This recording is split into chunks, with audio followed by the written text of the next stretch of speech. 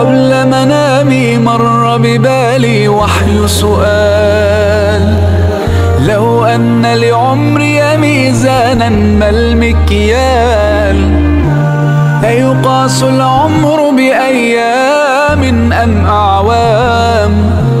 فتأملت جلست أفكر فيما يذكر حين يقال: رحم الله فلان كان وكان وكان، لن تذكر إلا الأعمال. أعمالنا وبها سمت أسماؤنا، نمضي وتبقى هنا.